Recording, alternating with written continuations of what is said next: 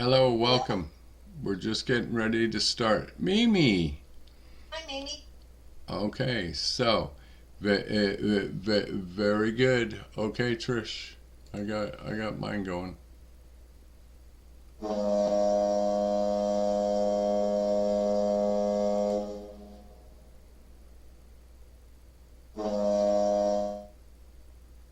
Oh, you're happy on that tonight, aren't you? Wrong screen. Wrong script up. Okay. Good evening. Please be aware that the first hour and a half of this meeting will be recorded so we can put it on our website, our podcast, and our YouTube channel. We record in audio only. Feel free to use the podcast on our website along with your big book as a resource if you missed the study portion of the meeting. The study portion is also listed on the website so that you can follow along. And do we have any, nope, before that. Tonight's recap will start on page 95 if he is not interested, and end on page 97, complications in a family. And our study tonight will end on page 97, though an alcoholic does not, and it will end on page 100, came back too soon.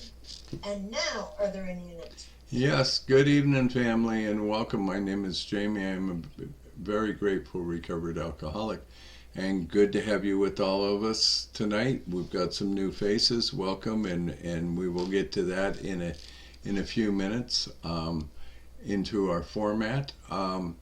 Yeah, we have a couple of announcements. We have Group Conscience coming up next Monday night, 6:30 p.m. Central Time. And for if you're a home group, registered home group member, please be here. We have some important decisions to make. If you're not a home group member and you want to come observe and see how we operate in our group and the kinds of things we do, you're more than welcome to come join us. You're also more than welcome to share your experience in our group Conscience. You just won't have a vote if you're not a registered home group member. And we do that simply to protect the group, because some people will come one time, make a vote, and we'll be stuck there and we won't see them again for 2 years. So that's the reason that we do that. And some of the decisions made will be financial disbursement of money going into our fourth quarter assembly for the other three entities of Alcoholics Anonymous, four entities of Alcoholics Anonymous. So that's what we do. And on with the show. And for those of you who are here for the first time also, if you like what we have to offer and you decide to want to become a home group member, we'd absolutely love to have you. You can let me or Trish know. Not a whole lot of requirements there. And for those of you who are new, it's kind of a long opening format, but stick with us and it gets really, really good through the studies. So, good evening, family. My name is Jamie. I'm a very grateful recovered alcoholic, and welcome to the Lppbbsg Primary Purpose Big Book Study Group. To prepare for our Big Book study, let's get focused by having a 3-minute moment of meditation followed by our family's fog light prayer. And I'm a recovered alcoholic. My name is Trish. Thanks for joining us tonight. We're going to start the meditation in a minute, so please take a moment to get situated. Please be aware of background noises when you are unmuted and sharing, is to not distract others or possibly even yourself. We suggest that we all observe proper Zoom etiquette. If you wouldn't do it in a live meeting, please don't do it here. And just a friendly reminder that absence of profanity offends no one. Please keep yourself muted during someone else's share, and we will call on you as in the order that hands are raised. From the foreword to the first edition of Alcoholics Anonymous. We of Alcoholics Anonymous are many thousands of men and women who have recovered from a seemingly hopeless state of mind and body. To show other alcoholics precisely how we have recovered is the main purpose of this book and of this group. For the meditation, some suggestions are focus on your breath and posture, breathe in God, and breathe out self. Take this time to reconnect with God. Let the craziness of the day drift away and ask God to help you focus on the study. And on that case, let's bring in the resident monks. They play here every week and we really enjoy what they do. So enjoy your time with God and we'll see you in a couple of minutes.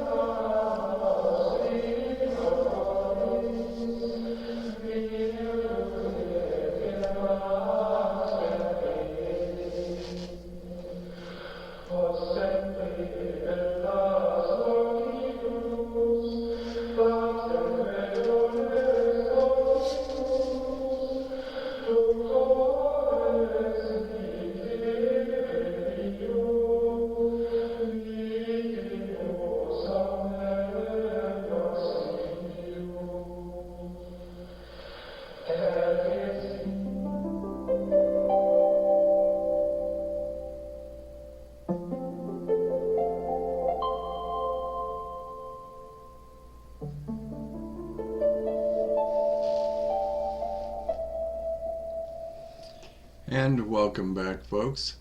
And on the screen, hopefully right in front of you, is our family spotlight prayer if you'd like to join us in it.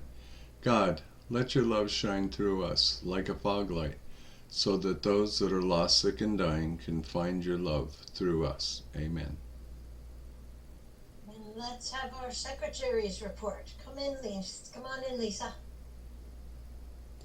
Hi everyone, my name is Lisa and I'm your recovered alcoholic secretary. I've asked Shana to read the recovered statement. We read this to explain why many people in this group identify as recovered rather than recovering, and what it exactly means to be a recovered alcoholic. Take it away, Shana. Shana, alcoholic, recovered alcoholic. Recovered. We are not cured of alcoholism. Recovered but not cured? That presents a conflict to some alcoholics. If we were cured, we would be able to drink responsibly. No, we are not cured. The allergic reaction to alcohol will remain with us for a lifetime, but we have been restored to sanity. That was the problem. The main problem of the alcoholic centers in his mind rather than in his body. Page 23 from Alcoholics Anonymous. We are now sane where alcohol is concerned. Consequently, we have recovered. Thank you, Shana. Thank you for joining us tonight. We meet every Tuesday starting at 5:30 p.m. Central Time with the Gerbil Fellowship Cage, where we chatter for an hour before the start of the meeting. Feel free to bring side dishes to share with the buzzards. Our Big Book study starts promptly at 6:30 p.m. Central Time, and we ask that you be courteous and ready to begin at the sound of the foghorn. We take our Big Book study seriously. Because of this, chat will be disabled during the study. In the 1940s, when the only elements to sobriety were God, a big book, and one recovered alcoholic working with an untreated alcoholic, the success rate was as follows. From the foreword to the second edition of Alcoholics Anonymous, page XX, of alcoholics who came to AA and really tried, 50% got sober at once and remained that way. 25% sobered up after some relapse, and the remainder, those who stayed on with AA, showed improvement. Can we have a show of hands of people joining us for the first time? Welcome, Mimi and Jill, I believe. Welcome, welcome. Glad to have you with us. Welcome, Mimi and Jill. And then the recovered alcoholics. These are your potential sponsors. Is anyone celebrating a milestone this week? Jill is. Come on and tell us what you got, Jill. Well, it's not like years, but I've got 90 days tomorrow. Congratulations. Wonderful. Congratulations. Anyone else?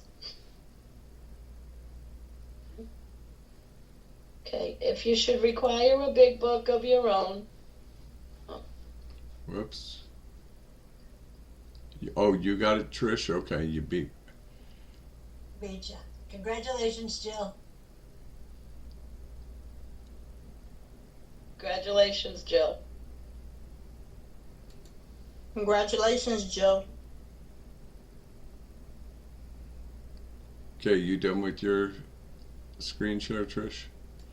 Okay, because I got one coming up. There we go. Go ahead, Lisa. Finish your script. If you should require a big book of your own, we have large print editions available that can be sent to you by buzzard mail. Delivery time questionable. Please remember to practice our 7th tradition by donating to the group address, Venmo, or PayPal posted in chat and on the screen. Our suggestion is to purchase a big book and take an untreated alcoholic through the program of recovery. Please visit our website posted in the chat. Thank you and see you next week. Thank you so much, Lisa and Shana, for your service tonight. Greatly appreciated. From Chapter 2, there is a solution. The tremendous fact for every one of us is that we have discovered a common solution. We have a way out on which we can absolutely agree and upon which we can join in brotherly and harmonious action. This is the great news this book carries to those who suffer from alcoholism. This is an open meeting, and as such, all who have an interest in alcoholism and our program of recovery are welcome. Because this is an open meeting, you need not identify yourself nor your reason for being here if you do not wish to do so. Your anonymity will be protected. We ask that you protect ours. I kind of like the way you worked that in there, Trish. Our family of recovery. I like that a lot. While this is an open meeting, membership in this group is limited to those who wish to recover from alcoholism and have a desire to stop drinking for good and all.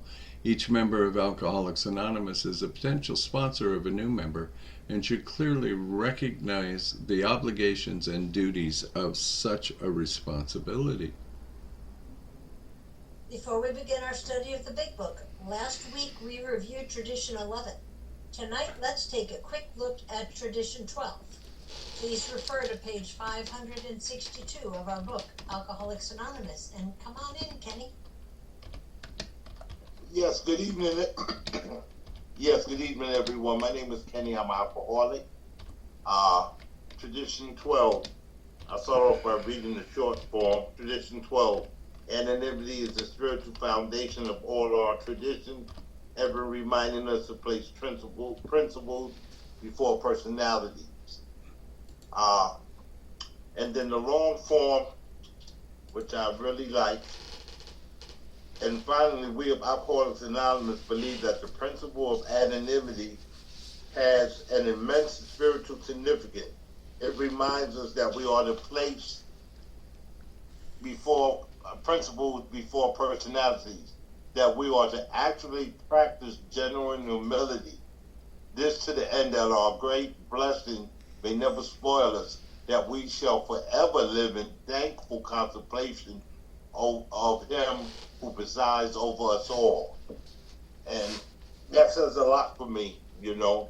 I read in the 12 and 12, and the 12 and 12 expressed that, and like in the beginning, in our pioneering days, you know, AA got known by word of mouth because they said in the forward that it was so too few of us that we had to keep it quiet because people lived in fear because they were business professionals and such, and they didn't want people to know about the alcoholics because they fear that people would hold them in contempt and look down upon them, and it would reflect upon their earning capacity and ability to do business. But as time went on, people started becoming successful and gain confidence in their recovery, and they wanted to share with others. So they went about doing it by word of mouth, and AA continued to grow, but at a slow pace. As it continued, people started telling their doctors, telling their bosses and people at work, and AA started growing more and more. And consequently, many groups began to hold meetings, which were open, interested friends into the public. And the average citizen could sit in these meetings and hear about AA for themselves, you know. And AA started growing, and then reporters wanted to get AA members to talk, and they were cautious. They were cautioned, not to take pictures and use people's names and whatnot. But there was the new crowd. The new crowd wanted to come out publicly, so there was a few people that did that, and a few of them got drunk, and that kind of, made things kind of difficult for AA to come out and come out in the public eye, because it shows that, it was like humility, because they was taking how could you say credit for what AA and the high power had done. And these experiences taught us that anonymity is the real humility at work. It is an all-prevailing spiritual quality which today keynotes AA life everywhere. Moved by the spirit of anonymity, we try to give up our natural desires for personal distinction as AA members among fellow alcoholics before the general public. We try not to be big eyes, and think that we're doing all of this. We did this because it kept us on our right side, because it's God that does the work. Our power greater than ourselves keeps us sober. And that's the spiritual aspect of this program. And personal bravado about, I'm doing this and I'm all that, takes away from that. And if you looked at a few of them people, they got drunk. I'm not really good at explaining this, but I can tell you, if you read the 12th edition and the 12 and 12, it breaks down a lot. And that's about all I got. Thank you. Thank you, Kenny, and I would like to thank you for doing Traditionalist Spot for the last 3 weeks. And next week we will have a new Traditionalist coming in with Traditions 1, 2, and 3 for 3 consecutive weeks. And now it's time for our weekly segment of That Ain't in the Book, We hear a lot of stuff said in meetings that can't be reconciled with the program as described in the Big Book of Alcoholics Anonymous. Here's one of those things that we hear. Don't make any major decisions for the first year. And Larry Scuba Pickle is going to come in and tell us what the book actually has to say on this subject on page 60 in the 4th paragraph. Welcome, Scuba Dude. On page 16 or 60? 60. It says that we were alcoholic and could not manage our own lives. That probably no human power could have relieved our alcoholism. That God could and would if he were sought, being convinced. We were at step 3, which is that we decided to turn our will and our life over to God as we understood him. Thank you so much, my friend. Well done. Thank you for your service. As we study, please make use of the pens, highlighters, and rulers so that you can share this experience with another alcoholic. In order for us to stay focused as we study the Big Book, we use the Big Book Study Guide prepared by Joe and Charlie and Krusty Cliff of the Dallas Primary Purpose Group. Tonight, we are going to start our recap on page 95, which will be read tonight by Linda, followed by our study portion, which will be read by Marilyn. After the page is read, we will ask questions from the imaginary podium, starting back at our study portion, which is read by Marilyn, and the answers will be one sentence unless otherwise specified, and multi-part questions are simply a one-sentence answer split up by commas, semicolons, hyphens, and other fun bits of punctuation. That really is kind of a tongue twister. Basically, in English, what that means is we are going to read the material once through and then dissect the information a second time through the question and answer format. Notice how the language gives us a new light in which to consider the studied materials. So we'll have the questions, you don't, not necessary to try and find them in your book. Just the answers will be in your books. This is important because hearing the question and rereading the content offers a definite way of comprehending the material covered. After we've completed the study, we open up for comment, questions, and observations based on what was just read. If you have spiritual experiences with this information, you are free to share. Please keep your share on topic and under 5 minutes. At the 5-minute mark, you may hear a timer beep or see a cute little puppy come up into one of the screens to let you know that your time is finished. However, Big Book study is not therapy. Should you begin sharing on topics which are more appropriately discussed, say for example in a sponsorship setting, please don't be offended when we cut that conversation short and send the buzzards nipping at your heels. For that purpose, we have fellowship meetings before and after our study time. You can never go wrong by commenting on the pages studied, which brings us to the words of one of the co-founders of Alcoholics Anonymous. Sobriety, freedom from alcohol, through the teaching and practice of the 12 steps, is the sole purpose of any Alcoholics Anonymous group. Thank you. And how we arrived at this point, we did not just wake up today and decide that we were going to study the pages that we are tonight. This is a 94-week book study from the title page to the end of where we stop in the study. And we go through it all by line, including the preface and the forewords with the question format, into the doctor's opinion, and Bill's story, and then from there we move into a solution. There is a solution. Then we get into chapter 3, which is all about mental obsession and untreated alcoholism. We go into the chapter that becomes a pathway to letting go of old ideas and old beliefs and opening our hearts and mind to new ideas and new beliefs, the chapter to the agnostic.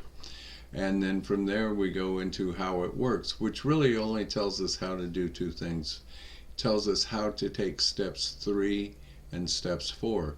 Even though the 12 steps are presented in their entirety in that chapter, that's really what that chapter does for us. And it gives us the prayers we'll use, the actions we'll take, and show us the promises that result from using the prayers and taking the actions. From there we go into chapter 6, into action, and just in 16 short pages, which is all that chapter is, it takes us through the next 7 steps. From there we go ahead and we move into the chapter working with others, and then after that into the pre-Al-Anon chapters to wives, the family afterward, and to employers. And then we move into our 11th chapter, A Vision for You, which is God's gift to us. After we're done with all of that, we do almost 8 weeks through the question and answer format on Dr. Bob's Nightmare.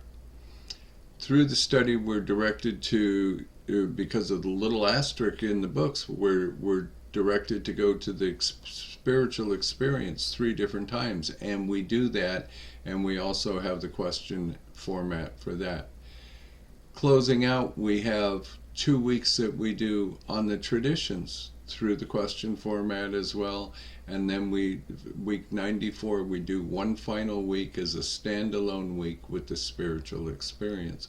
And why do we do that? Because we feel it's real important to recognize whether or not we might be having a spiritual awakening or spiritual experience. And then we circle the buzzard circle around right back to week 1, the next following week after that. We are in our almost 5th year of doing this. January will be our 5th year of doing this, but we are in our 3rd season.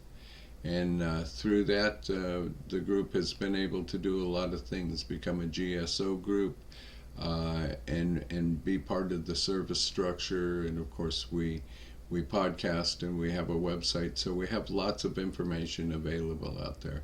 And we are really glad that you are all with us tonight. So please enjoy. Thank you, David. Before we start the recap, we will need 5 or 6 virtual hands raised if you would like to be one of our answer readers. And just a reminder, please be aware that the first hour and a half of the meeting is recorded so that we can put it on our website and our YouTube channel. And again, this is in audio only. So, Linda, come on in on page 95 with our recap. Hi, I'm Linda. I'm an alcoholic. If he is not interested in your solution, if he expects you to act only as a banker for his financial difficulties or a nurse for his sprees, you may have to drop him until he changes his mind. This he may do after he gets hurt some more. If he is sincerely interested and wants to see you again, ask him to read this book in the interval. After doing that, he must decide for himself whether he wants to go on. He should not be pushed or prodded by you, his wife, or his friends. If he is to find God, the desire must come from within.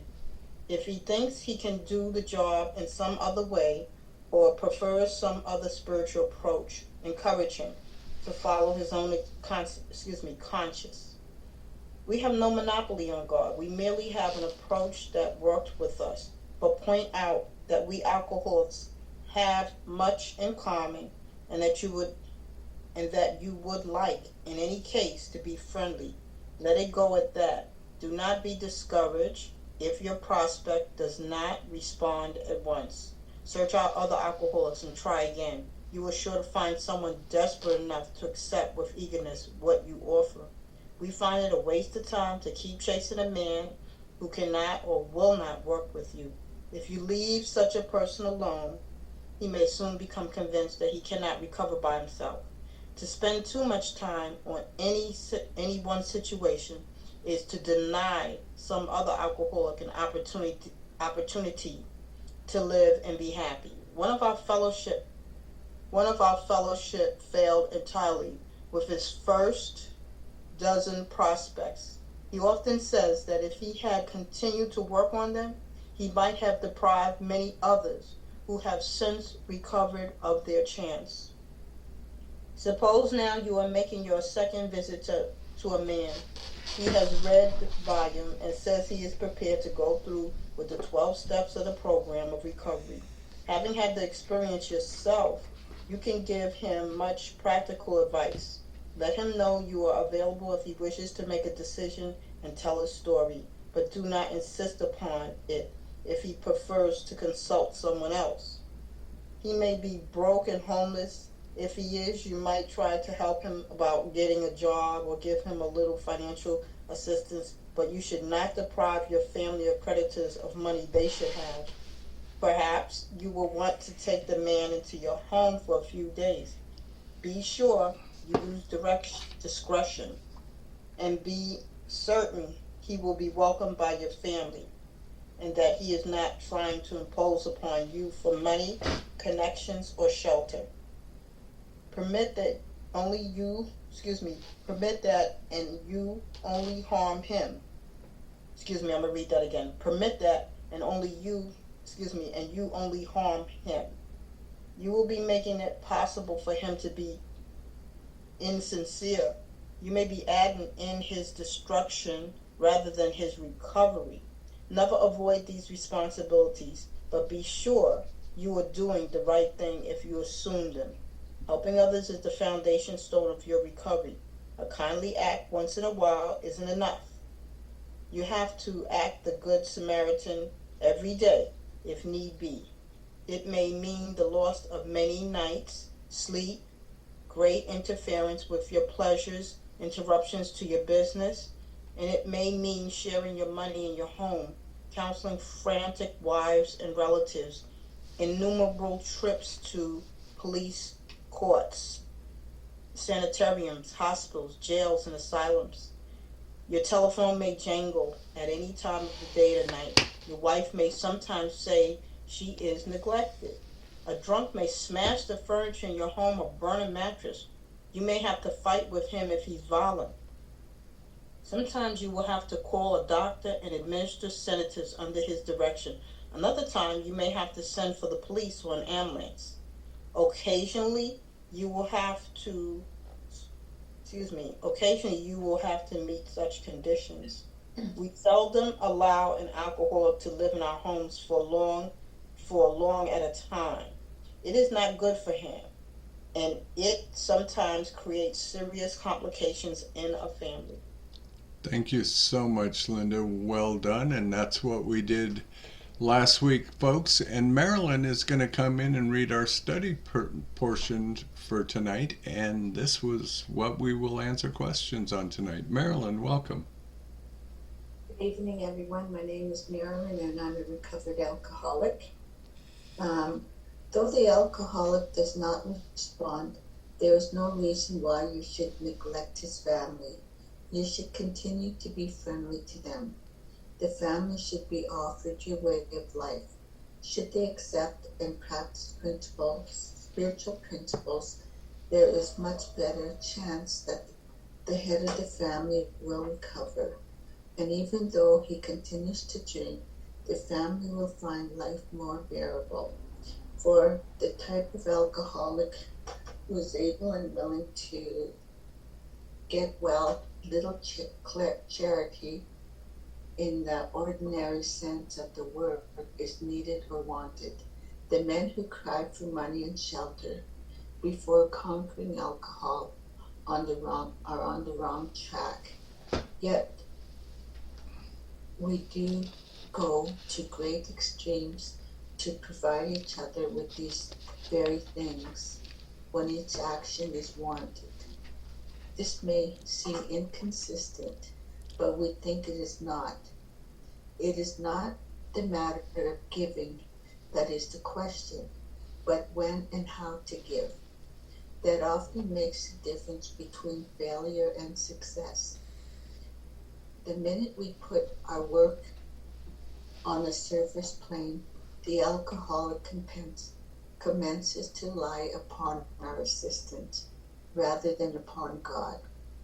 He clamors for this or chat, claiming he cannot master alcohol unless his material needs are cared for.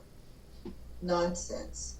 Some of us have taken very hard knocks to learn this truth. Job or no job, wife or no wife, we simply do not stop drinking. So as long as we place dependence upon other people ahead of dependence on God. But the idea into the idea into consciousness of every man that he can get well regardless of anyone. The only condition is that he trusts in God and clean house. Now the domestic problem. There may be divorce, separation, or strained relations. When your prospect has made such reparation as he can do his family and has thoroughly explained to them the new principles by which he is living, he should proceed to those principles into action at home. That is, if he's lucky enough to have a home. Though his family be at fault in many respects, he should not be concerned about that. He should concentrate on his own spiritual demonstration. Argument and fault finding are to be avoided like a plague. In many homes, this is a difficult thing to do, but it must be done if any results are to be expected. If persisted for a few months, an effect on the man's family is sure to be great. The most incompatible people discover they have a basis upon which they can meet. Little by little, the family may see their own defects and admit them. These can then be discussed in an atmosphere of helpfulness and friendliness. After they have seen tangible results, the family perhaps will want to go along. These things will come to pass naturally and in good time provided. However, the alcoholic continues to demonstrate that he can be sober, considerate, and helpful, regardless of what anyone says or does. Of course, we all fall much below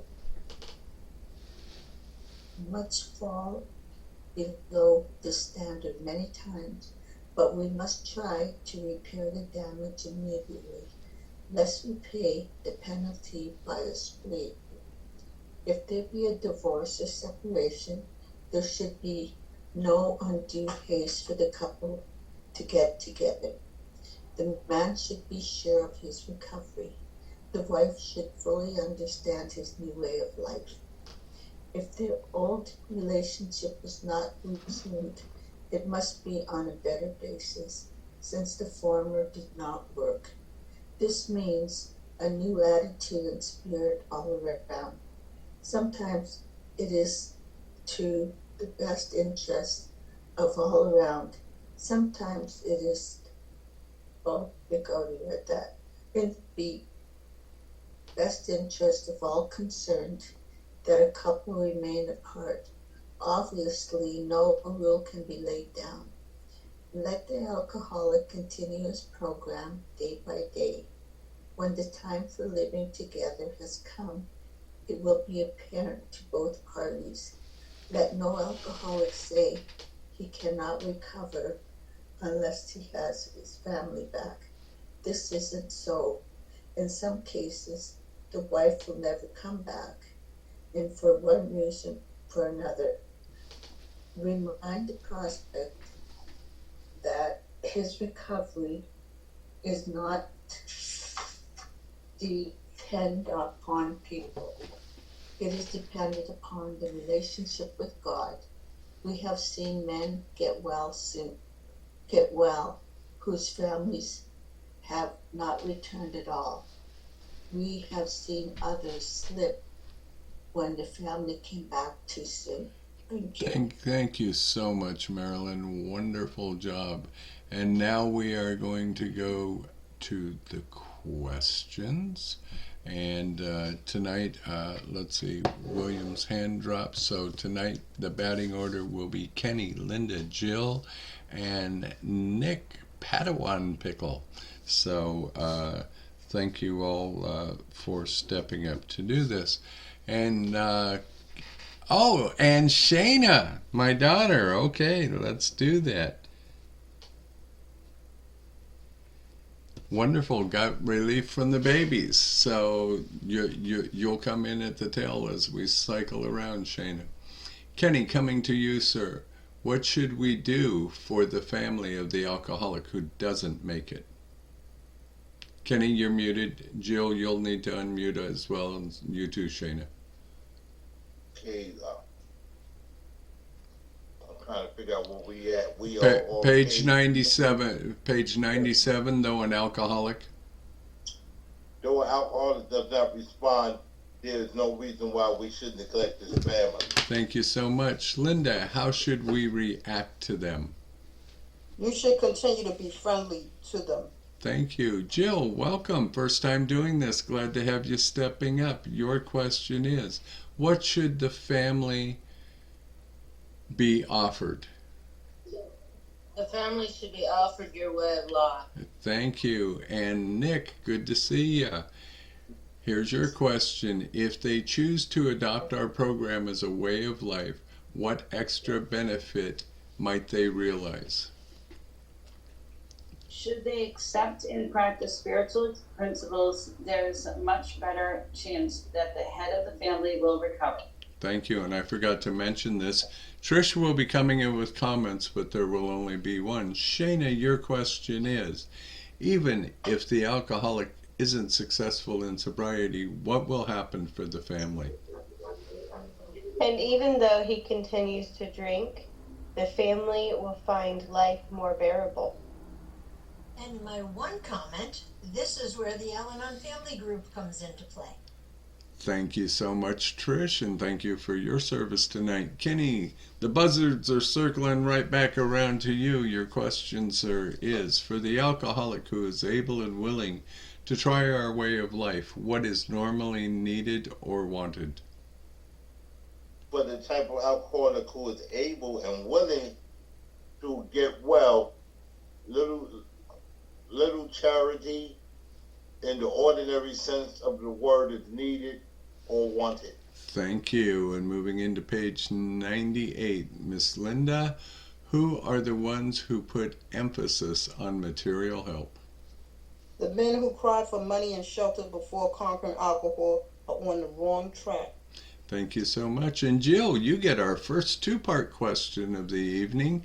A, yet what do we do? And B, what is the condition for doing so? Yeah, this is me. Right? Yeah, You know, that's it. Sorry. Yeah. Yeah, we do go to great extremes to provide each other with these very things when such action is warranted. Thank you so much.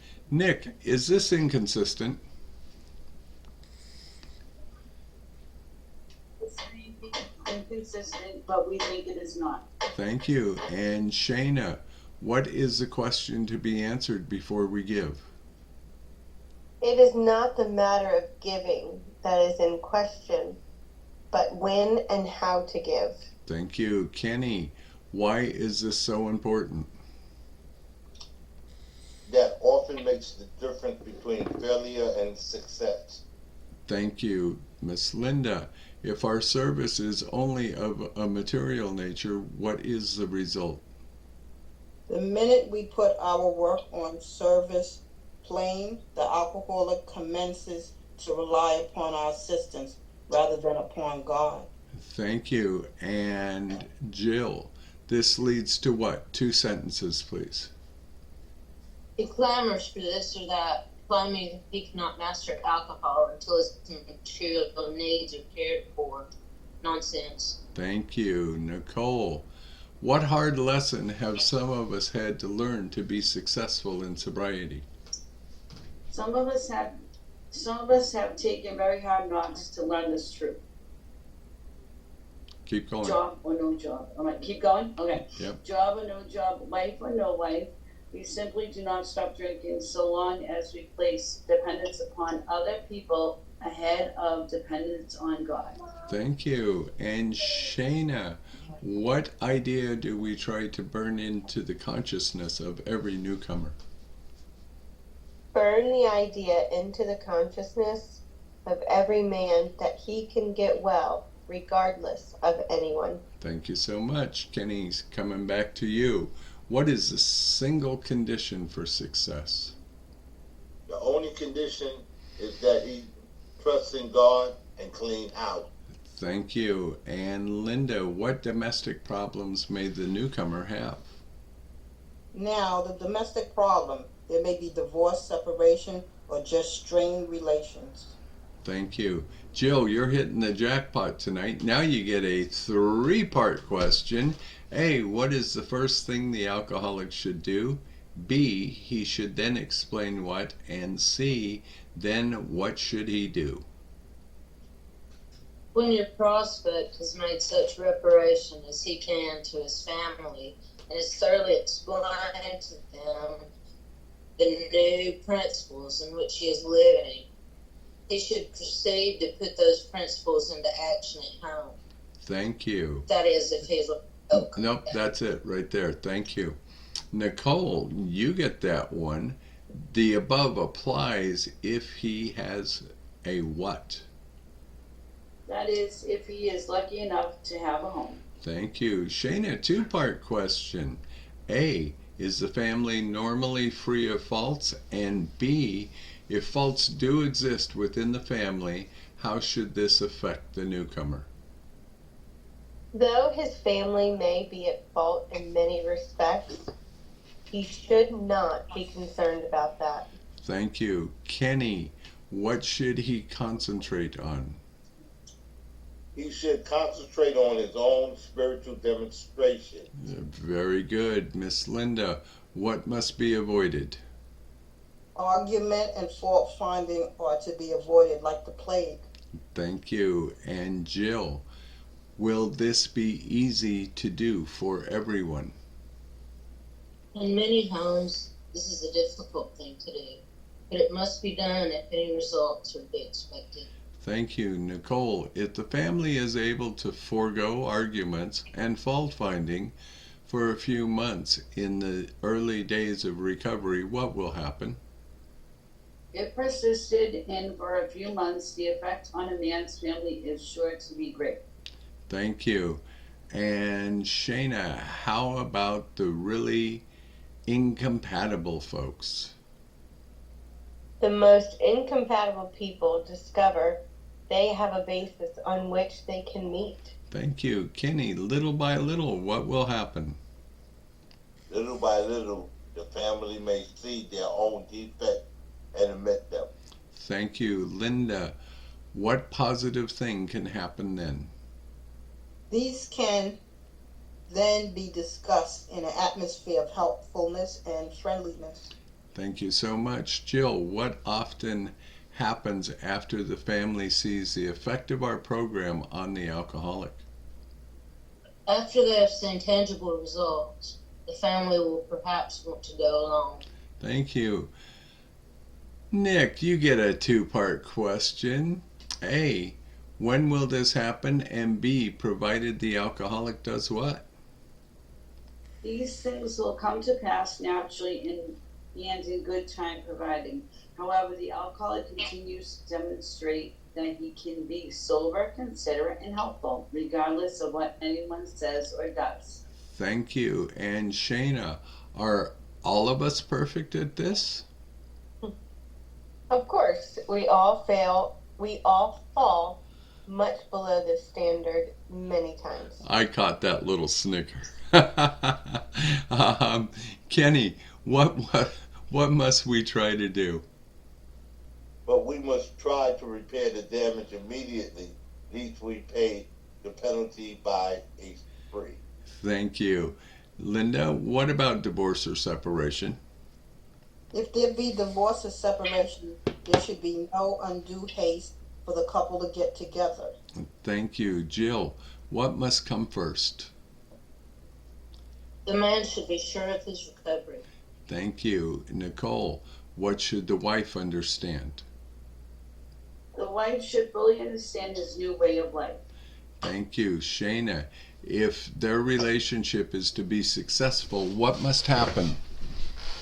If their old relationship is to be resumed, it must be on a better basis, since the former did not work. Thank you. Kenny, what will this mean? This means a new attitude and spirit all around. Thank you. Linda, sometimes it is best to do what? Sometimes it is sometimes it is to the best interest of all concerned that a couple remain apart. Thank you. Jill, what rules apply here? Obviously, no rule can be laid down. Thank you. Nicole, what must alcoholics do? Let the alcoholic continue his program day by day. Thank you. And Shayna, what will become apparent to both parties if they apply this program to their lives? When the time for living together has come, it will be apparent to both parties. Thank you. Kenny, let no alcoholic get by with saying what? Let no alcoholic say he cannot recover unless he has his family back. Thank you. Linda, why? This just isn't so. Jill, what may be true in some cases? In some cases, the wife will never come back for one reason or another. Thank you. Nicole, the newcomer must remember what? Remind the prospect that his recovery is not dependent upon people. Thank you. Shayna, what is our success dependent upon? It is dependent upon his relationship with God. Very good. Kenny, what does our experience prove? We have seen men get well whose family have not returned at all. Thank you. And Miss Linda, you get the final question of the night. What else has others' experience proven? We have seen others slip when the family came back too soon. Very good. Thank you so much, ladies and gentlemen. If you could remute yourselves, thank you so much for your service and participation tonight. We are now open for questions, comments, observations, experience, spiritual experience. Just a friendly reminder that we'd like to keep our shares limited to 5 minutes if possible, and that absence of profanity offends no one. So the floor is yours, ladies and gentlemen, because I could talk about this stuff all night long.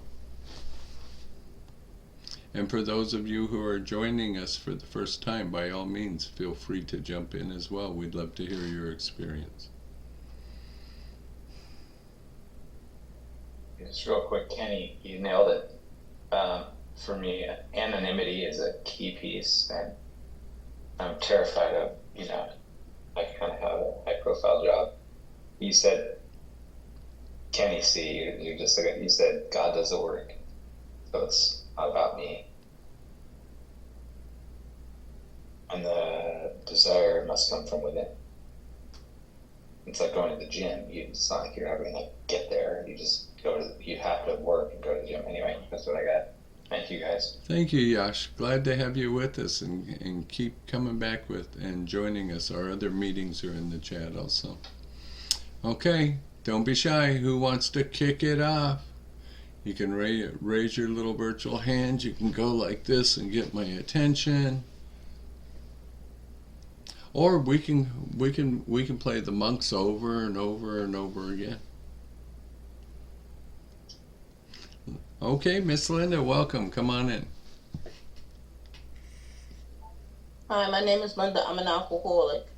I like this part of the book because it talks about the alcoholic and all the different flavors of the alcoholic, and some come in and they know that they've done damage, and that if they lost their family, their job, and a lot of things, some come in with the mentality of, I know I have to get sober. This is it. I have to get sober. I've already lost everything. I have to get sober.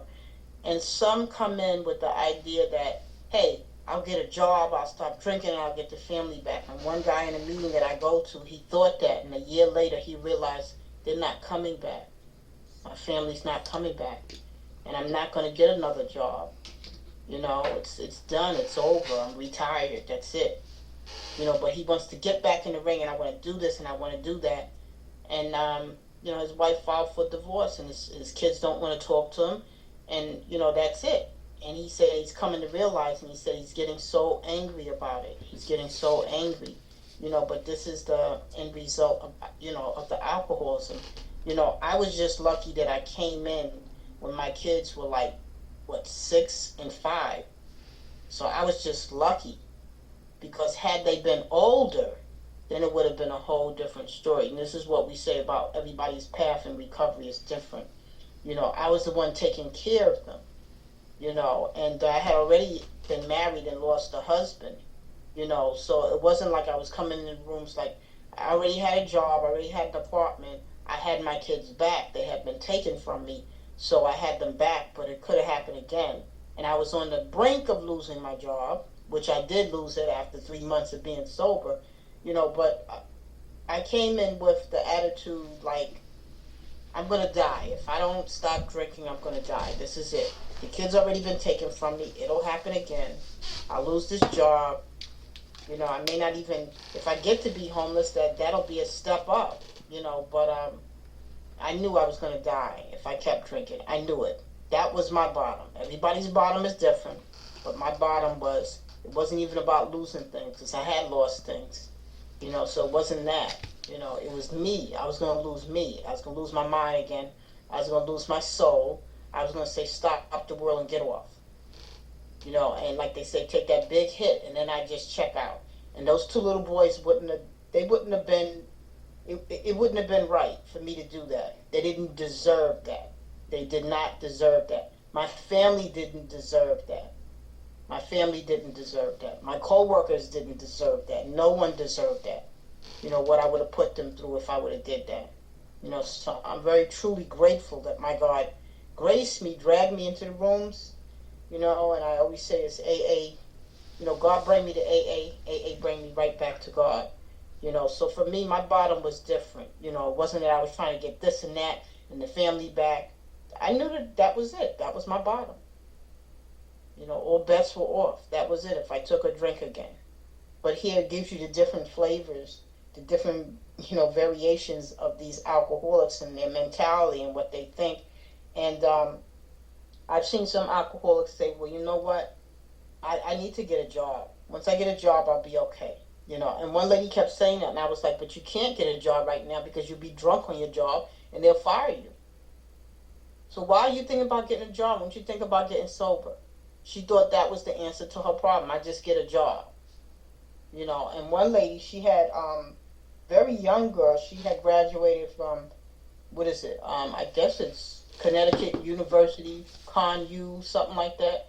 And she was like, I can't find a job. It was during the pandemic. And so I think it was the Peace Corps or Job Corps, one of those places that she decided to get connected with. So she went there, and she was calling me and texting me. And she said, I got in trouble.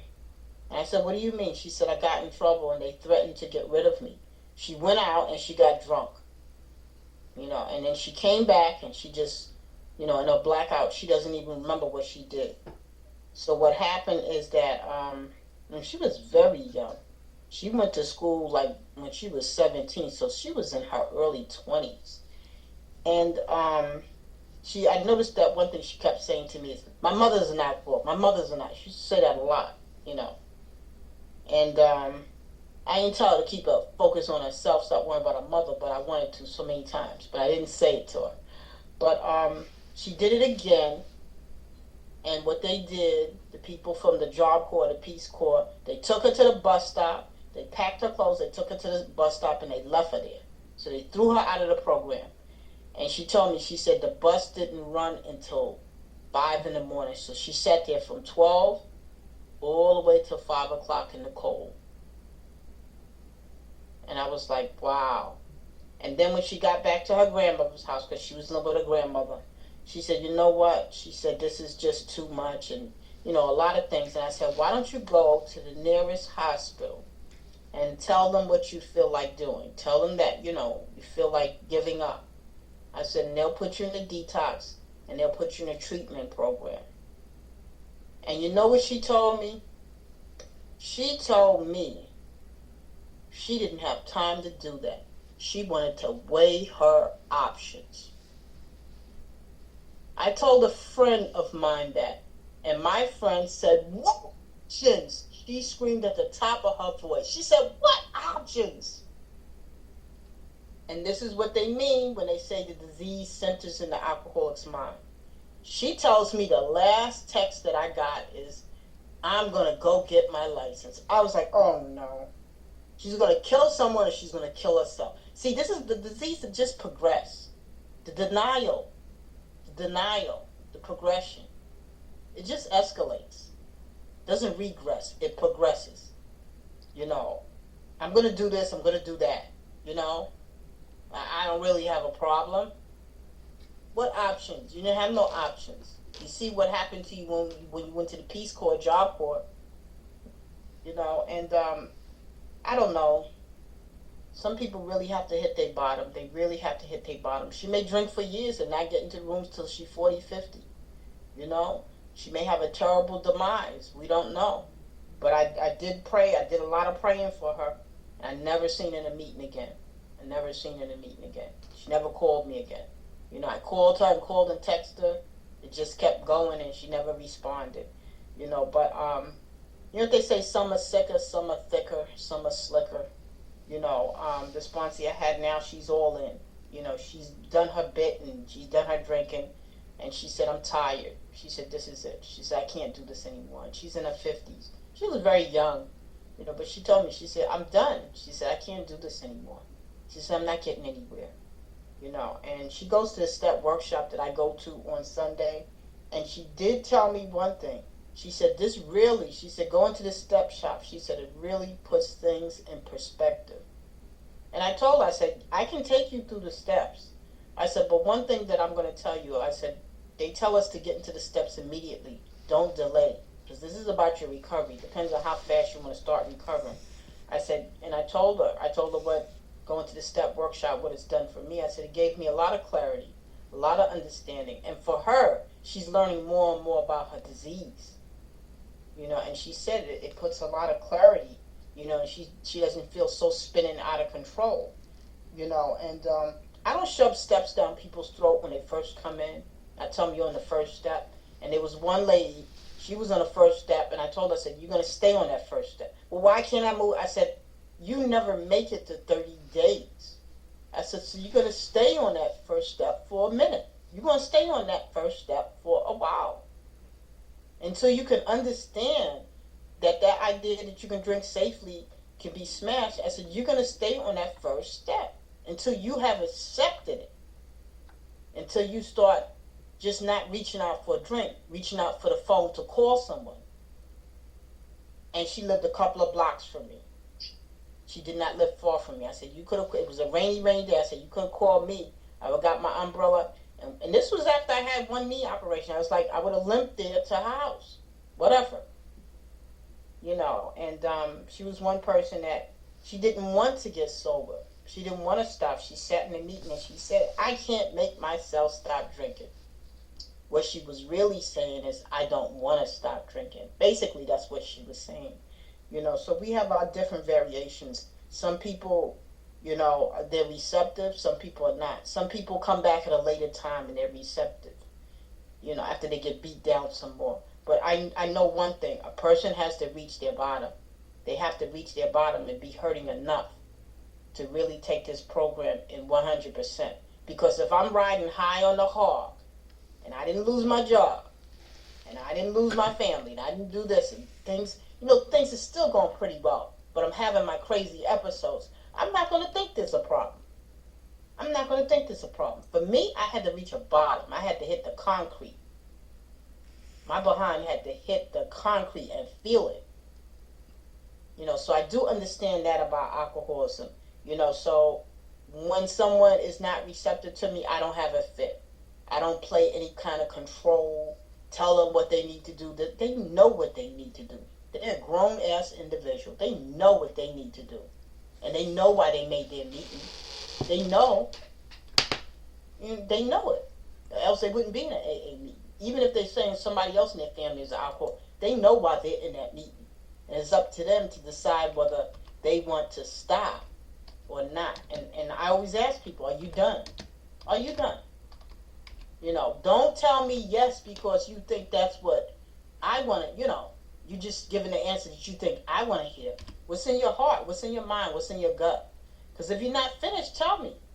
I respect a person that's more, honest than somebody's going to sit up there and lie and try to say, well, I'm going to be a good sponsor and I'm going to say everything that she wants me. No, that's not what it's about. This is not what it's about. It's not people pleasing. It's about your recovery. Thank you. Thank you for letting me share. Thank you, Linda. Glad you are here. Grateful to have you as part of our family. Trish, come on in, Toe Tap and Pickle. Hi everybody, I'm Trish and I'm an alcoholic. And I read this and it talks about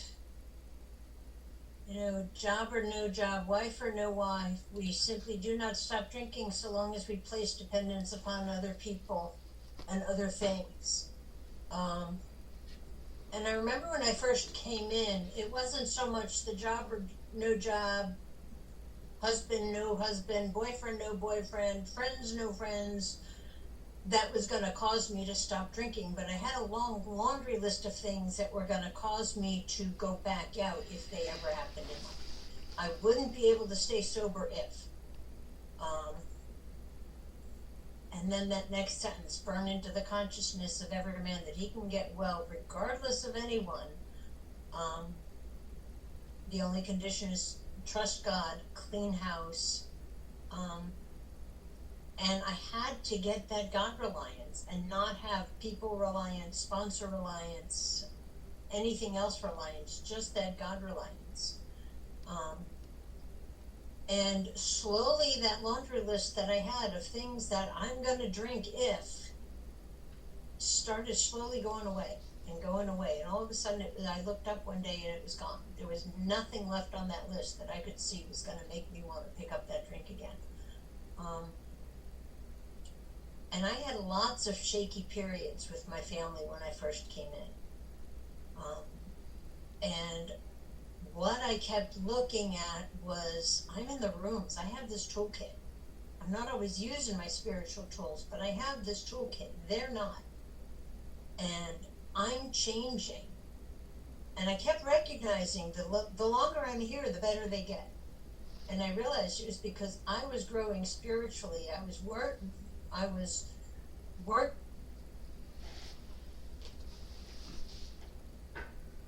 And you froze. And my perspective about my family was changing. It wasn't that, I don't know if they may have been changing as a result of me, but my perspective towards them was changing. And I just had to keep concentrating on my own spirituality, my own relationship with God, and not be dependent upon other people. Did I have the support of my family? Not really. But I realized that a lot of that was because I didn't allow them to give me that. I wasn't honest with them for years about being in the rooms. And once I had their support. But I had to get over that shame and guilt first before I could let them in that close. So, I could get sober eventually because, I was a binge drinker. I wasn't a daily drinker. So I kept saying, I can put it down anytime I want to. But I always kept off the rest of the sentence was, but I can't leave it down. And finally I was able to accept and admit, I need to walk into these rooms. I need to find a plan because the way I'm living my life isn't working. And I walked into my first meeting and realized that, I'm done. And when I did finally pick up that last time and came back in just a few days later, that was it. And I didn't have to worry about what did I have or what did I not have and what was in my way, what wasn't in my way. The only thing that was in my way of putting that drink down for good was me. And the only way I could move out of my way was to get that relationship with my higher power, with my God. And once I started these steps, and once I started forming a relationship with God, I could put that drink down. And then everything else in life then just fell into place. Nothing was going to happen that was going to cause me to pick back up again. And I was able to use that story of the struggle to then help other people. And isn't that what we're here for anyway, is to help other people? Thanks. Thanks so much, Trish. William, come on in, young man. Good to see you tonight. Yes, my name is William Alcoholic, and I just want to say in the beginning, thank you for your prayers and your concern. When I was out for my sister, I have to support family and sister, my sister and stuff. So I thank you very much. Great reading. You get a chance for me to look at myself, and not only look at myself. When I first came to Alcoholics Anonymous, it allowed me to see just how twisted. I was sore when I said twisted, just how sick I was when I got in the rooms of Alcoholics Anonymous. And thank God that God put all the right people in my life at the right time to help me to get this, And I like the part over here. I like the whole thing, But because I don't want to dominate the whole meeting, I'm just going to pick the part that I want to share about tonight, And right here, where it is 6 cents. By me coming around, I truly believe I had it before I started drinking, and I lost it somewhere in between. But as I began to recover, it came back, and Bill sort of hit on it whenever he said, it's not the matter of giving that is the question, but when and how to give. Often the difference between failure and success, and definitely that became that, and down there a little bit further, he talk about even when you don't want to be kind, you have to be kind. You have to be kind. So, cause it's easy to fall off into the disease. It could easily get me off track. There's no winner when that happens. So I have to pray and meditate all the time. For this. You know what I mean? Whenever he's talking about whether they're family or no family, and that, and that give me a chance to see what.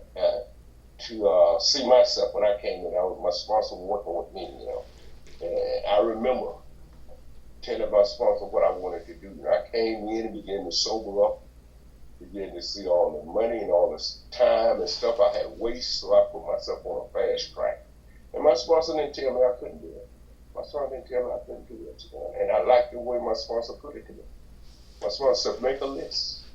On top of that list, put God. And the thing you need to do to stay in recovery, is to recover. And any other thing you want to do after that, you go ahead and do it. Didn't tell me I couldn't do it. You stay sober first. You know what I mean? You put God in your life, you stay sober first. Now, you want to do all that other stuff. I tell you, that list was yay long, man. I haven't finished that list today, but I'm going to have the camp, So it allowed me to, whenever I began to do what other people see on the thing, not to put God in there. Now, I don't hold nobody hostage. And I get a good chance when I work with other people. I get a good chance to see how I was when I came in the rooms of Alcoholics Anonymous. So, because sometimes it gets so good, I forget. I don't forget, but it's just not a thing that in the moment that I can deal with it. So it's always it's about that would say though his family be at fault. I like this part, right?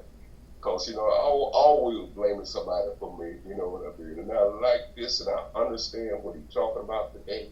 When I walked in the rooms, I didn't understand this, and he said, though his family be at fault in many respects, he should not be concerned about that he should be concentrating on his own spiritual demonstration. Arguments and fault findings are to be avoided like a pledge, And I understand that, you know what I mean? Because the disease spread, I could easily get sick. You know what I mean? Like that, I have to take the responsibility because I'll drink the poison, hope that you get sick. I'll drink that liquor, hoping that something happened to you, and I will hurt myself. So definitely, all this is here to understand me, and so I can understand the next person I can help. God always said that people were just like me to me. As long as I've been, you know what I mean, and I never try to hold nobody hostage. I do whatever I can, set that boundary though. And if you don't get sober, I have some people who struggle. I couldn't judge them. I seen the power of the disease. I seen the lack of spiritual development. I seen stuff that helped me to grow, but it wasn't in no judgment behind that, It was some type of knowledge that I received because of it. If they call me today, they call me tomorrow, whenever. They call me, still the same thing. Come on board me to a big book meeting. When the last time you made a meeting? And so, I listen to what you got to say, but I still have to point you in the direction where you can save your life. So, but if you want to continue to do what you do, God bless you. I pray for you. Hopefully you get it. And I had a phone call today. Same way, you know what I mean? And just what he say, blaming his family and everything out there. Okay, they feel like that about you. Now you acting just the way they feel about you. Prove them wrong. Get sober. Do the thing you need to do sober. You know what I mean? Because sometimes people say stuff about me when I was out there. I began to act just the way they said that I was. So I'm grateful for this information and to apply it in my life. No matter what goes on in my life, it's not a reason for me to hurt myself today, by acting out or picking up a drink. So thank you so much. Thank you so much, William. Glad you are here. Glad you're home safe. Mimi, so glad to have you join us. Welcome, my friend. Come on in. Hi, my name is Mimi. I'm an alcoholic. It's the first time I'm at this meeting. I know Jamie from another meeting that I go to that's in the UK. I just happened to make that a home group, and Jamie's been sharing every Friday on the steps. It's been really wonderful. So this is really, I love this format. I've done this before, but not consistently, so I think it's probably a good idea. What stood out for me was something that I didn't, preparing the person to actually become ready and willing. It was like it says, I forget exactly where we started, but I think it was on page, I think it was on 95. But then on page, and that I have pretty marked up pretty well over here, and there are little suggestions and columns and stuff. But then 96, there's nothing here, and I heard, as soon as I saw this, suppose you're making your second visit to the man. He has read this volume. It's like, oh, I don't think I've ever actually required that of any sponsee. But I heard somebody say not too long ago that what willingness is having been prepared. If you can be prepared to kind of know what you're doing, what willingness means, you're going to do something you don't know what's going to be the outcome, but you're willing to try it. And it doesn't mean it's consistently willing. I wasn't consistently willing either. I came into the rooms, and the first night, I stopped drinking. I didn't have to drink ever again because I was so convinced that there was a solution.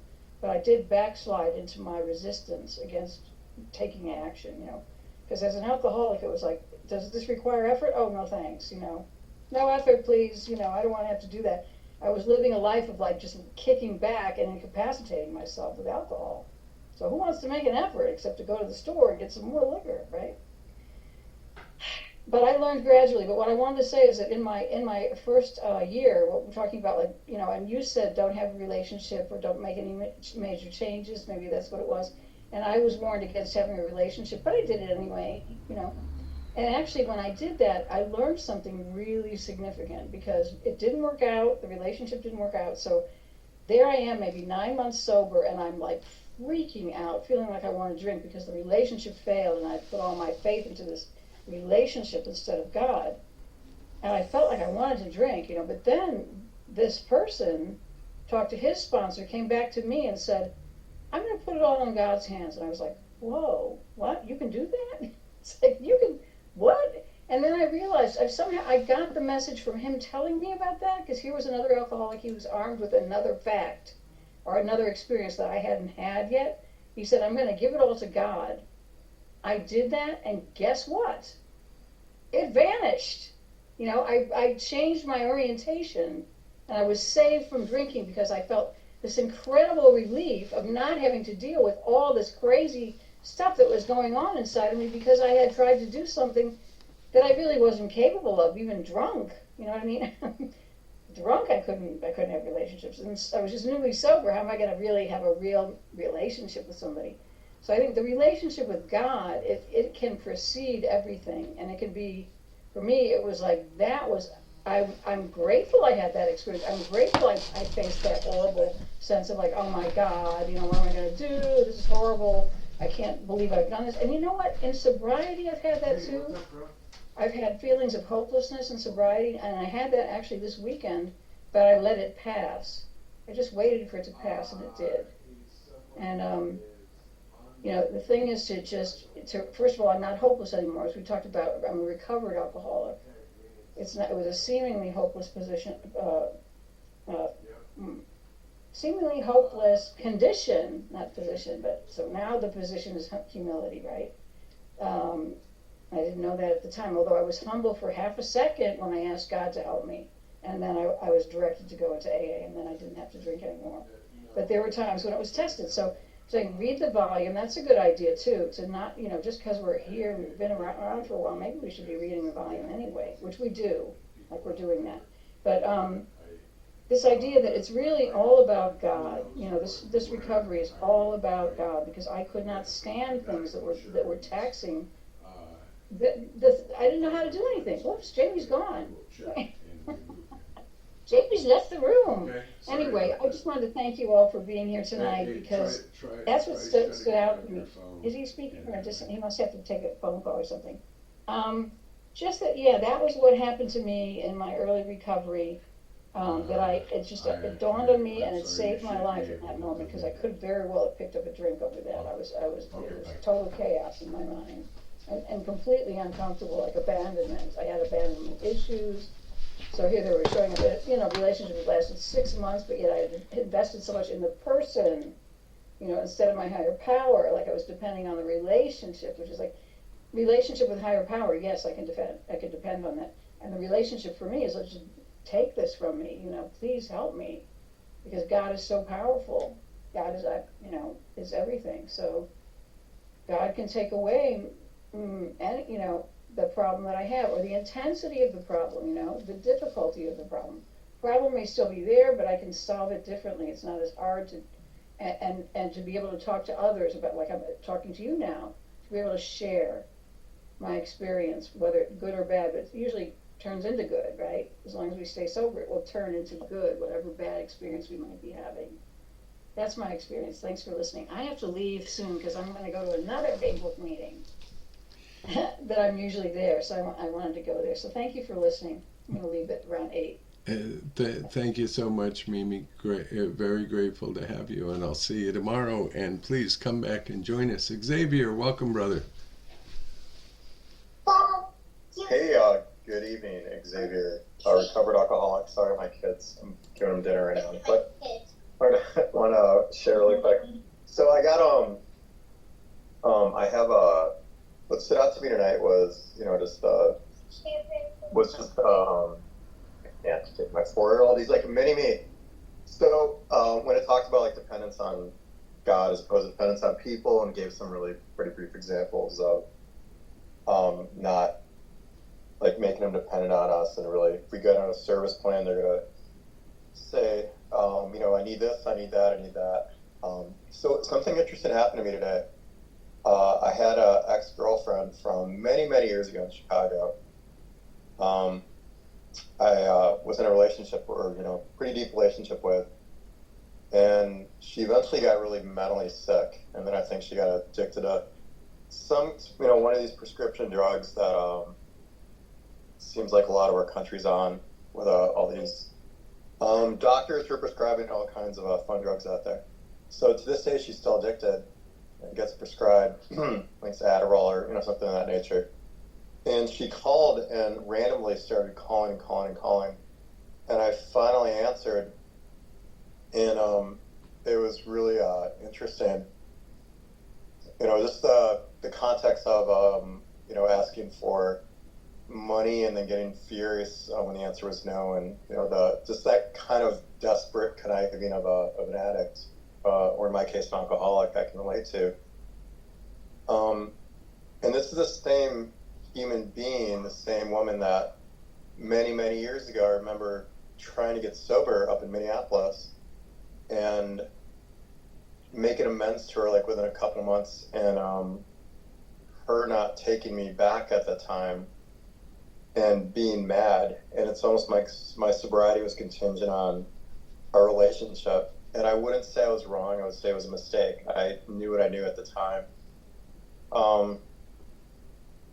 And that's just where my mind was. So when I read the big book, these later chapters specifically, I've noted in the past, like, I do really struggle with these more vague chapters where they don't really give specifics. They just give a lot of if and but, maybe, you may, you can, as opposed to like a chapter 5 where you have exact mechanics, like how to remove, take steps to remove and allow God to remove self-centeredness manifested in ways like, fear and resentments and sex inventory. Whereas here it's just all right, so I got to run in a second. I guess the bee is randomly in the bathroom. But just lastly, I just have I do relate a lot to this chapter in that it gives a lot of practical examples. I think this is based on the experience that these guys had working with all these alcoholics. And I think the more I read these later chapters, the more I've focused at least on not being frustrated and just taking it more with a grain of salt. For some reason, it triggers me inside when I read inexact things from a book we're supposed to study, as not literature, but as some type of sorry, my brain is going today. Something we're actually supposed to study and look at the mechanics of it, or look at the instructions. And when I read a chapter like this, it blows my mind that there are very little instructions, in my opinion, which I've noted in the past. But I know there's a lot of like little nuggets I can pick up here and there and then relate to, and I'm choosing to focus more and more on that, and realize that at the end of the day, working with others is such a vague concept, and they have a few suggestions, and yes, there are a million different flavors of alcoholics, but for the love of God, it's a lot of random mays and maybes and you could do this, and we think we're contradicting, but we're not, and you can give them stuff and money, but you really shouldn't, and you should really just know when. Like, it's so incredibly inexact and vague, and it drives me crazy. So I'm continuing to struggle, and I take it with a grain of salt. I'm not a big fan of these later chapters. I never have been. That's why I was sponsored, and I'll keep coming back. That's all I got. Thank you. Thanks, Xavier. I'm going to go ahead and come in. I love this chapter. And one of the things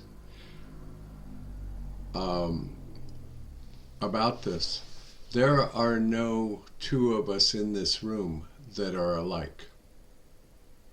We have the same disease, but for the most part, personality-wise, thought-wise process and everything, we're not alike. We're all our own individuals with our own experiences and everything, and that's why we have the mays and maybes and could be's and so on, because not everybody's going to interpret everything the same way. This first part of the chapter is or what we read tonight in the study, is very important to me and had a very profound impact in my early sobriety. Though an alcoholic does not respond, there is no reason why you should neglect his family. You should continue to be friendly to them. the family should be offered your way of life. Should they accept and practice spiritual principles, there is a much better chance that the head of the family will recover. You know, when I got sober in an Alano Club environment, and I worked the coffee bar shift every Friday night. And while the main meeting was going on, every week, consistently, was a phone call from somebody who was worried about their husband's drinking. And I was able to suggest Al-Anon for them. But when this book was published, we didn't have Al-Anon yet. You know, these are the pre-Al-Anon chapters to help the families. Now, I know lots of people who aren't willing to work with families at all. But I believe I have a duty and responsibility to share my experience, strength, and hope with those families. Because these families are generally desperate to hang on to their family and keep it together. It's not my position to be a marriage counselor. It's not my position to tell anybody what they should do. But it is my responsibility to guide them on a pathway to help them find their own answers. When it talks about domestic troubles, hey, I have been married in sobriety. I have been divorced in sobriety. I have been married again in sobriety. And it was until death do us part. So there's no marriage on the planet that doesn't have difficulties. And you know what? I'll tell you, folks, if she married me and I'm insisting that she does everything my way, then she married a damn fool. She married a complete idiot, because it's not all supposed to be my way. And one of the things I talk about often is the table. Because we all have our differences. And we have similarities. And the table is a place that should be a safe, neutral place for us to bring our conversations, to bring our ideas, to bring our troubles, and have discussion about them without demanding that it has to be our way. And the table is where we find compromise in relationships. And the table should be a safe, neutral place where we can learn how to allow the other person to be exactly who they're supposed to be, without any expectation for them to change. And we can come up with a middle of the road situation that we can both live with. You know, I see myself in this chapter when I was new. I see my life experience over the years. But I still continue to work with other alcoholics this way. And where it talks about burning the idea into his head, you know, the best pathway that I have found to do that is to take them through the doctor's opinion in the first 43 pages and ask them a series of questions. And I don't have to try and burn anything into their head. Because when they're asked the right questions after doing the reading, their answers should be sufficient. At least that's my experience. And if those answers aren't sufficient enough yet, then maybe, just maybe, they haven't found the bottom that will bring them to the degree of willingness. You know, I have people ask me to sponsor them all the time. I work with them for a while. Some of them call me, some of them don't call me. There's something I can't give them. I can't give them the gift of willingness. And others, I got a phone call today from one of God's lovely human beings. And they said, I'm going to local meetings and I'm going to get a local sponsor. And absolutely, I 100% support that. Because they need more of a personal contact. maybe someone to go have coffee with or something like that. I wish them well. But in that conversation as well, the thing that I mentioned, I said, because through the conversation, it's like, well, I'm hiding from you. It's like, no, you're not hiding from me. You're hiding from yourself. When we don't want to pick up the phone and call a sponsor or a spiritual advisor to help work through some issues in our lives, it's not them we're hiding from. It's ourselves that we're hiding from because we don't want to look at the truth about ourselves. We don't want to hear somebody ask us a series of questions that we might have to say, well, yeah, that's me. So that's okay. We have to let those people take the journey that they're on so that hopefully they will hit that bottom sufficient enough to recover. This chapter gives us such good, healthy guidelines. Anybody here drive a car? I'm just curious. Anybody drive a car? Guess what you got on both sides of the road? You got guardrails to keep you from going over the cliff, down the canyon. This chapter is the guardrails to keep us in our lane, to keep us practicing, to help keep us spiritually fit while we help someone else on the journey. I do not have power. I do not have 1 ounce of power. God has all the power. And my job is to take them through the book and help them find that power. I get credit for nothing, nor do I want it. I'm just supposed to be a guide. Larry, come on in. Yeah, I'm Larry. I don't want to take up much time, so I'm just going to make this one comment that I wanted to say. This chapter to me, and the last part we read last week even, it tells us, it tells me one thing that, that, I can't make decisions, some of these decisions on my own, who to bring into my house if I'm to bring somebody into my house, and who to give money to if I'm to give money to, and who to not give money to because it would harm them if I start giving money to them because they're the type that would become dependent upon them when they need to be self-sufficient, and but it tells me that I need a power greater than myself to help me make those decisions. And there are times that people do need help, and with me and my alcoholic mind, I can become suspicious of everybody.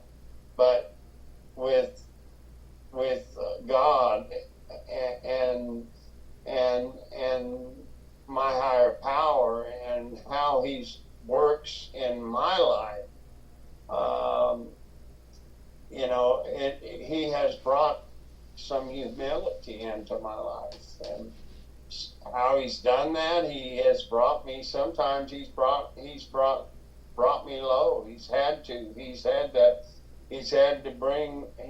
humble, and that humility has given me insight in that I've learned to ask Him for insight on, do I need to help these people, and when I do help, how much help, and do I need to stop helping them, and if I truly do this in a right spirit, I find that He does, and it's important. That's why I think that it doesn't give you, the answers clear cut, because everybody's not the same that you're helping. Some people are, will definitely take advantage of what you do, and some people need what you give. And only somebody wiser than me will have that answer, and I'm so thankful that I have him, and that God helps me make those decisions. I'm Larry, and I'm an alcoholic. Thank you, my friend. Glad you're here, and glad all of you are here, and thank you for a great study tonight. Trish, would you like to read us out, please? I would love to. From page 164. Our book is meant to be suggestive only. We realize we know only little. God will constantly disclose more to you and to us. Ask him in your morning meditation what you can do each day for the man who is still sick. The answers will come if your own house is in order. But obviously you cannot transmit something you haven't got. See to it that your relationship with him is right, and great events will come to pass for you and countless others. This is the great fact for us. Abandon yourself to God as you understand God. Admit your faults to him and to your fellows. Clear away the wreckage of your past. Give freely of what you find and join us. We shall be with you in the fellowship of the Spirit, and you will surely meet some of us as you trudge the road of happy destiny. May God bless you and keep you until then. Thank you so much. Wonderful meeting tonight, folks. We got a real special way of closing out here at Primary Purpose, since we can't circle up and hold hands with one another. We hold hands virtually. It's just a little way of reaching out and touching one another. And after a moment of silence for those who are still sick and suffering, we will close out with the Lord's Prayer. So here's your moment.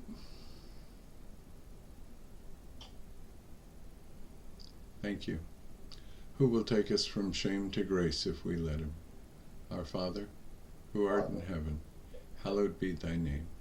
Thy kingdom come, thy will be done, on earth as it is in the heavens. Give us this day our daily bread, and forgive us our trespasses, as we forgive those who trespass against us. And lead us not into temptation, but deliver us from evil. For thine is the kingdom, and the power, and the glory, forever and ever. Amen. Thank you, folks. Come back and join us. Yes, we will. Good night, everyone. Thank you. Thanks, everybody. Good night. Thank you for the meeting. Good night, everybody.